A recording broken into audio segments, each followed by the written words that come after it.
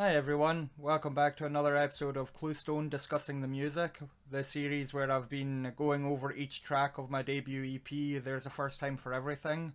This is my fourth episode, so this is Senseless World I'll be going over, and after this I'll be doing an overview episode next week, which will be going over more of the production side of the whole EP, how I went about doing it, and the Cluestone as a whole concept kind of thing. So yeah, I hope you enjoy. I hope you've been enjoying the other episodes as well, and if you haven't listened to the EP or you're new here, it's all available on streaming services, all the major streaming services.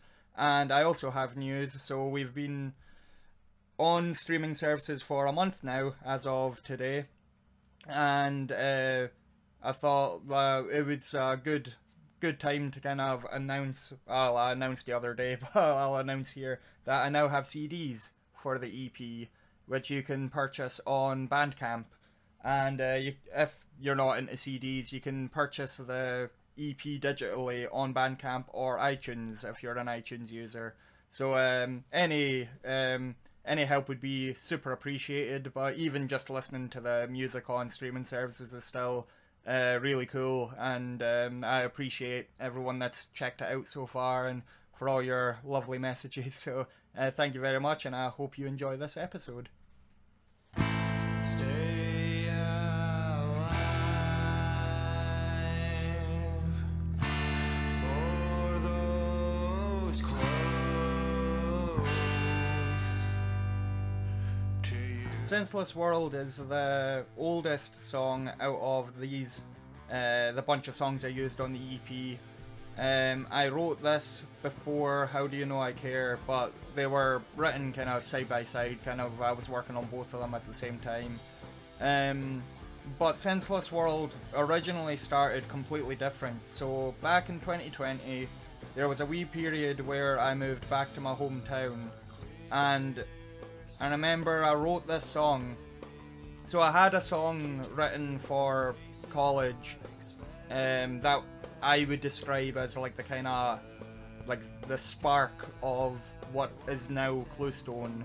I've not recorded that yet, so you don't know what that song is yet, but you will at some point, and I will discuss that in a later video. But I wrote this other song when I got back to my hometown, and it was about like coming home, which was the name of it, and it was like a kind of country kind of thing, but I felt like it was too similar to this other song that I'd written, so I wanted to do something different. So what I did was I changed the key, because it was in the same key and used the same progression as this other song.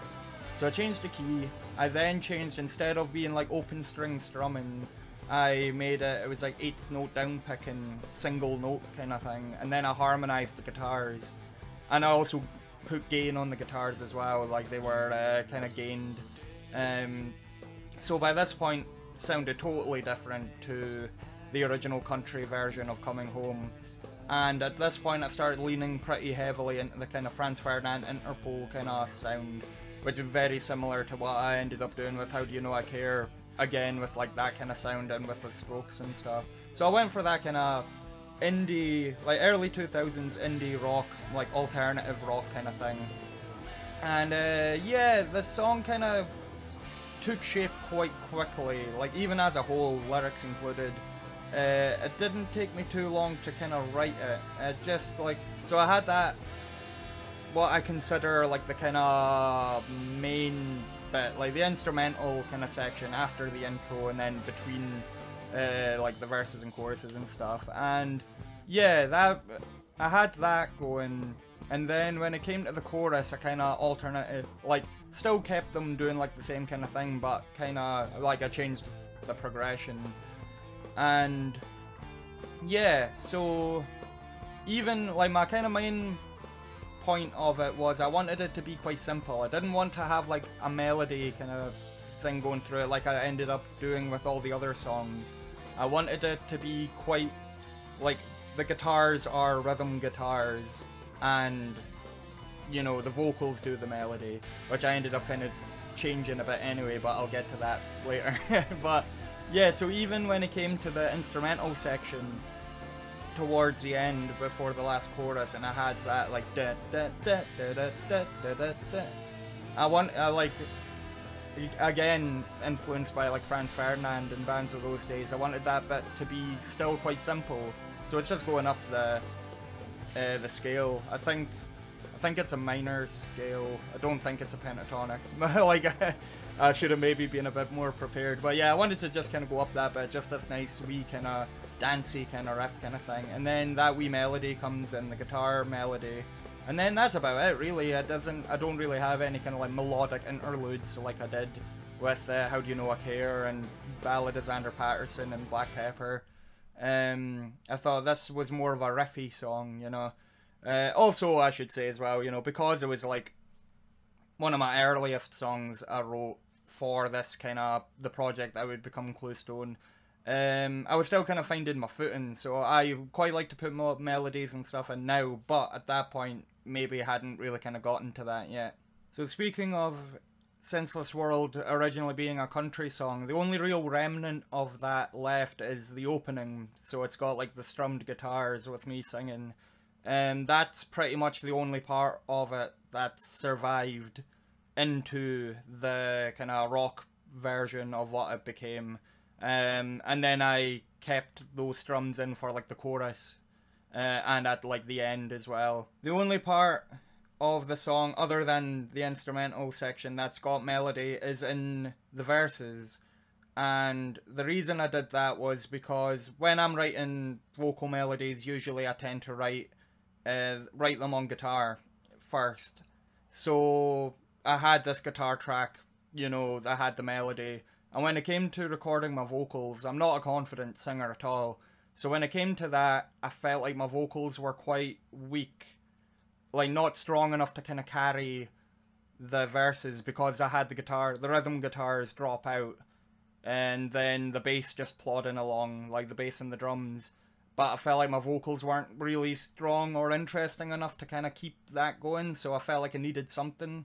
So I just kept that guitar line in, and it just follows the melody, so I'm just singing along to it. There's just a couple of wee bits where it kind of, you know, plays another wee note or does like a wee kind of trill or something like that. And then, but yeah, I wanted to, like, I thought that sounded good with my voice, like just something under there just to kind of keep that, you know, just to keep it a wee bit layered.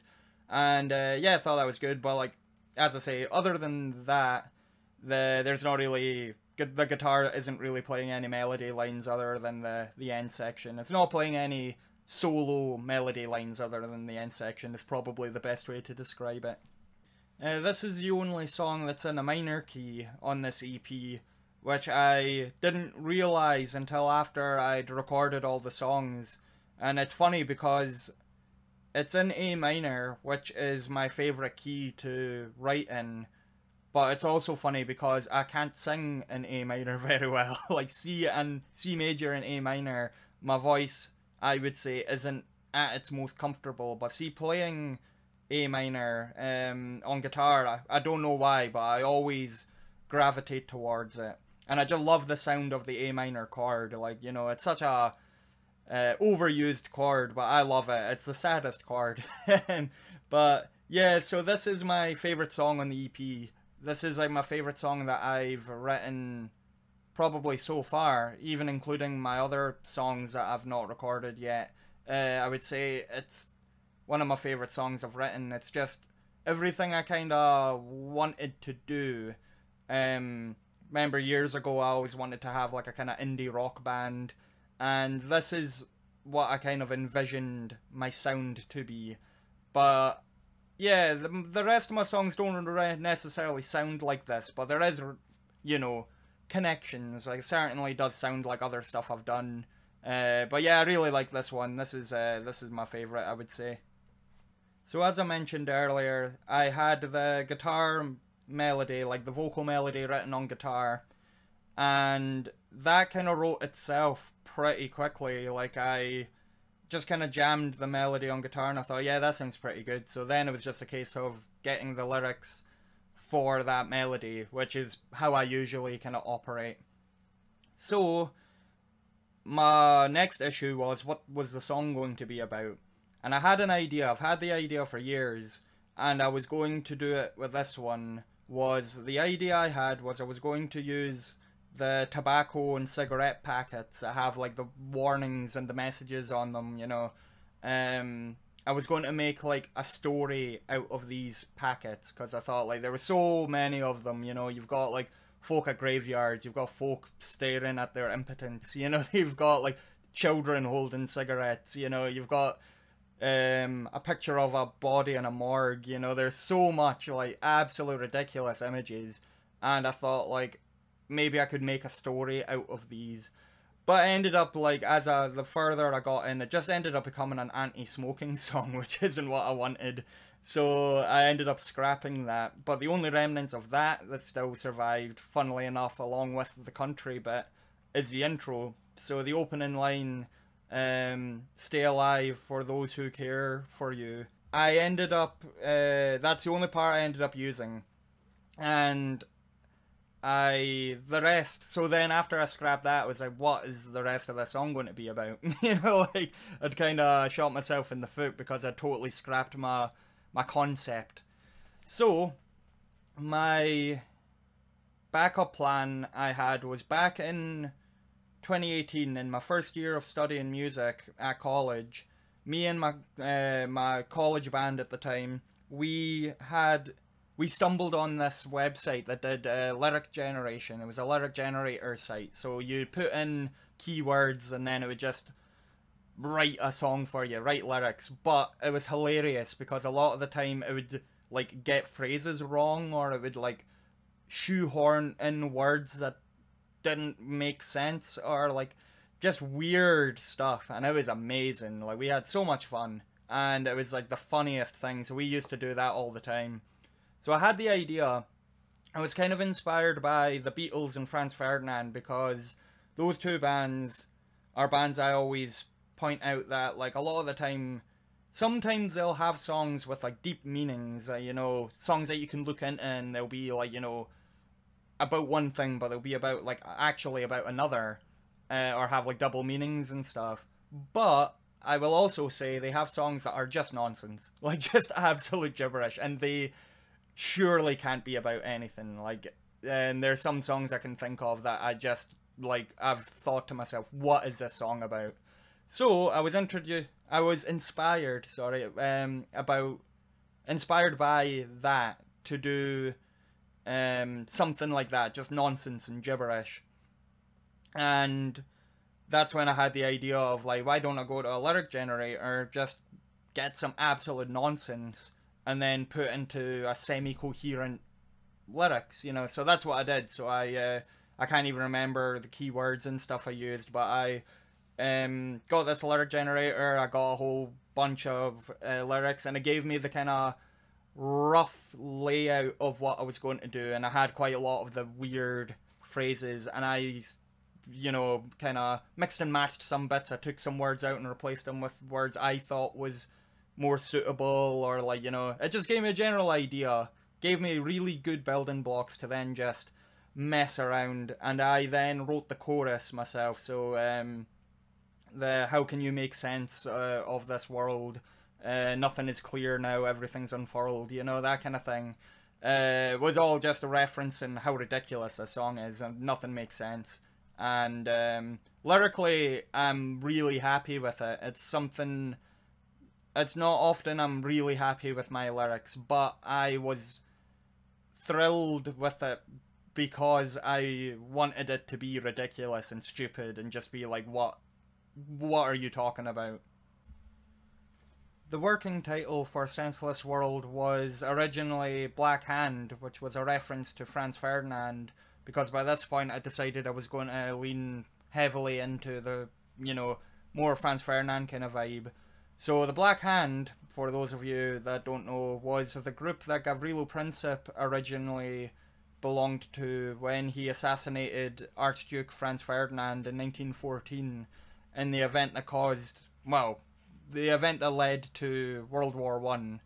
And yeah, so I was going to call it Black Hand as like a kind of reference to that. And Franz Ferdinand have played secret gigs under the name Black Hand before. but I then ended up changing that because I didn't necessarily want to write a song about World War One, although I do find it very fascinating. I probably could, but I didn't feel this was the time or place. When it came to recording the drums, so as always, you know, I gave Ben pretty much free rein to just kind of do what you want. I gave him like a demo track for my kind of general ideas that I wanted, and up to this point he'd absolutely nailed it, and even in some cases like Ballad of Xander Patterson and Black Pepper had exceeded my expectations and made the song so much better and breathed so much life into them. But with Senseless World, he sent back this drum track that was like a kind of half tempo kind of thing, like a half speed thing. It was a bit groovier, and it was really cool, but it wasn't what I wanted. It was, you know, when you have an idea for something, and especially this song, I had such a clear idea that it was maybe my fault that I didn't express that enough, but I'm not saying that what he had done was bad by no means, because it wasn't. It was a really good drum take. It's just not what I had envisioned. So I sent him a bunch of reference tracks. It was like, this is more of the speed I'm looking for. I wanted it to be a bit straighter. I wanted it to be quite quick. It was quite a fast song. I wanted it to have that kind of rocky kind of vibe to it. And then, so he went away, sent back, fucking nailed it. You know, like absolutely nailed it. And I was like, yeah, this is what I wanted, you know. But I now have that other drum track sitting in my back pocket, just waiting to be used. So I'm thinking I might do like a kind of remix kind of thing. I might do like another like version of it, kind of like you know, a different version, maybe like a synth pop version or something like that, and use those drum takes. So yeah, it won't go to waste anyway, because it's still a really good take. And that's another episode of Discussing the Music. So thank you very much for watching. I hope you found these videos informative, and I'll see you next Friday for the last episode, well, of this kind of initial series anyway, where I'll be doing an overview of the whole EP. And I'm thinking after this, I won't be doing any more videos after the overview, but when I'm going to release new music, I think I'll do this again, because I have enjoyed this. It's really nice to kind of talk about the music after it's done, rather than just release it and then that's it, you know, on to the next project. I like that I've had the chance to kind of sit and discuss them and sit and talk about them.